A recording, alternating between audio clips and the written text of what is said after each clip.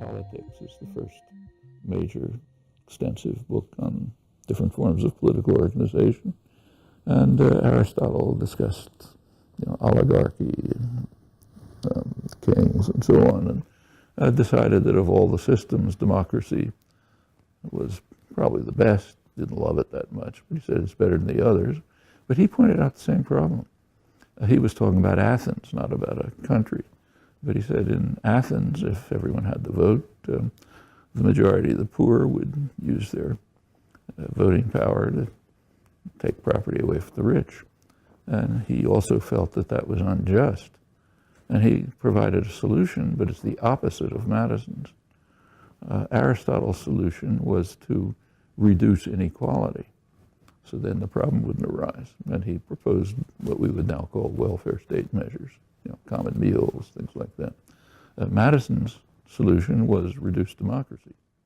What you read about American foreign policy is that it's dedicated to bringing democracy everywhere.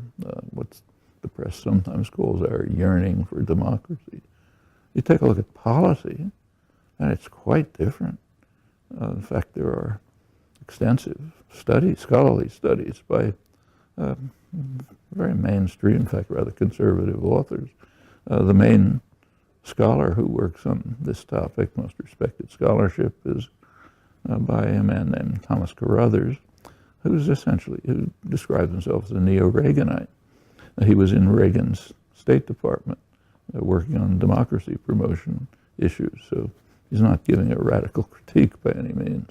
But he's a good scholar, and what he points out is basically that the U.S. supports democracy if and only if it accords with economic and political and strategic objectives. So the U.S. was very much in favor of democracy in Eastern Europe because that undermined a major enemy, but it's opposed to democracy in Latin America, where we run it. And he shows that it's much more nuanced. For example, during the Reagan years, the U.S. Opposed the democratic movements in South America. There was progress in democracy in South America, where the U.S. had little influence, and it was opposed by the Reagan administration. Nearby, where the U.S. has this enormous influence, there was much less progress for democracy corresponding to U.S. influence. And he points out that the U.S. was willing to support democracy just in case power remained in the hands of traditional elites with which the U.S. had long-standing connections. His conclusion from this is that presidents are all schizophrenic, but there's a different interpretation, pretty obviously. Well, and in fact, if you look case by case, you see it all the time. His own studies go into the Bush administration, but it goes way back.